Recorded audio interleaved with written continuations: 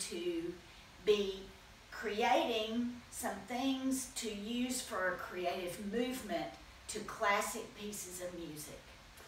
And in our bags, in our music bags, I'm going to want you to have some kind of scarf or piece of fabric, shiny fabric maybe, if that's what you like. Or you can create your own thing to move with ribbon. I have a roll of ribbon here that I really like. It's got some of my favorite colors on it. And I cut it to a length that when I stand up, it hangs down to the floor. So that will give you plenty of moving fabric. I really like moving with a scarf like this, a really flowy scarf that has lots of catches the air when you move and when you spin around. I wish I had more room to demonstrate here, but of course I don't. And I don't have a professional camera crew taking my picture and following me around the room. So I'm going to show you another activity that you can also do to the music.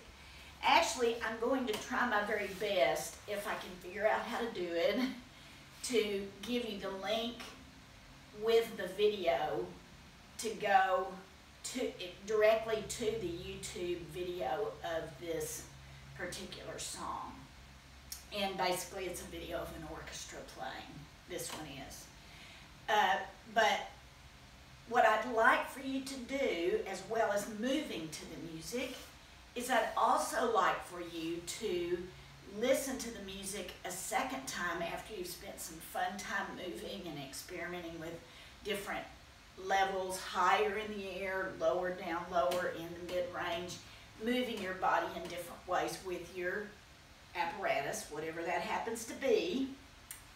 And after you've done that, I'd like for you to listen to the music again in a more still fashion, letting the music come into your ears, and then maybe even closing your eyes, not worrying about the video so much as just to listen to the music, and then let the music create some sort of image or picture in your head.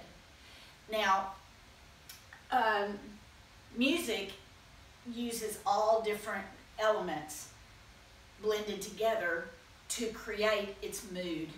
And so I'd like for you to sense the mood of this music and then allow that mood to create an image or a picture inside your head. Hopefully most of you can do this. I think that 3rd and 4th grade should be able to do this. And that doesn't necessarily mean that I want you to draw a picture of the instruments that you hear, although that could be a lot of fun.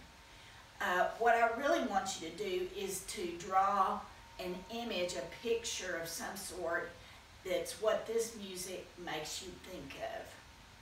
So I want you to listen to the piece at least twice because it's not too long. It's a very short piece of music. I'd like for you to listen to it at least twice. And the first time, movement. The second time, doing a picture.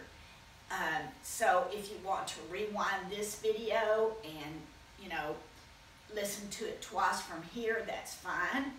But hopefully I'll be able to give you that link if I can figure out the technology to do that. And my apologies if I don't, because the sound quality won't be as good this way as it would if you could go directly to the video. So this piece, I don't want to tell you what the name of it is. It's actually not in English anyway. The composer for this piece was a German composer. His name was Richard Strauss.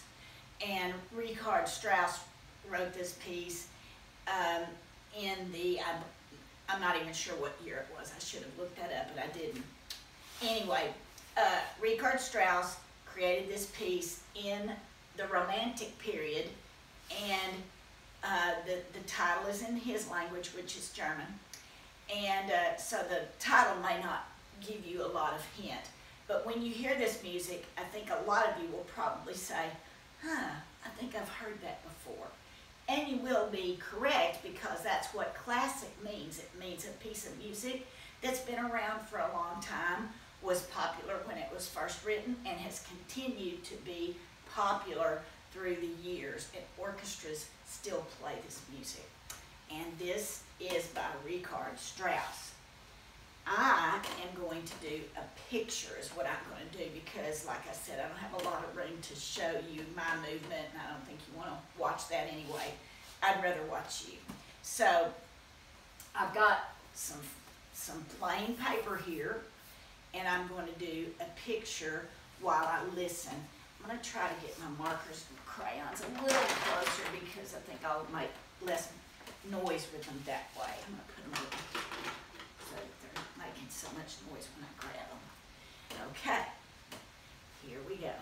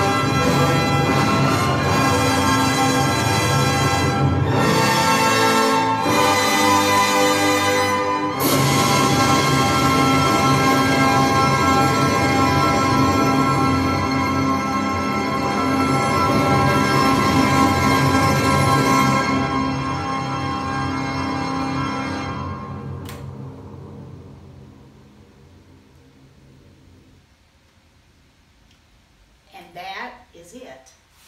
So my picture is, you're probably not going to be able to see this very well on the camera, but that's okay. I don't really care if you can see my picture or not. But what it made me think of was a very I'm asking you to make a donation. I stopped that once. That distracted me.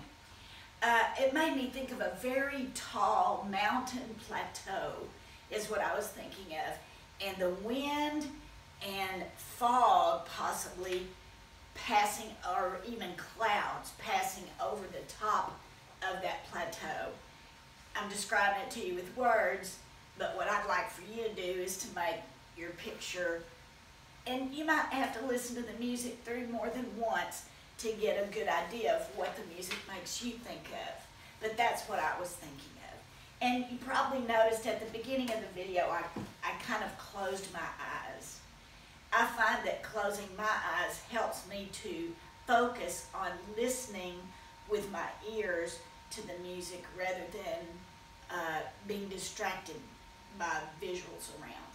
So I hope you enjoy this music by Richard Strauss. And I hope you'll make sure that your bag has not only something to move with, but also a folder with some plain paper and some lined paper in it. And as we've spoken of before, some crayons and markers and things that you like to do art with, maybe even some pencils or whatever.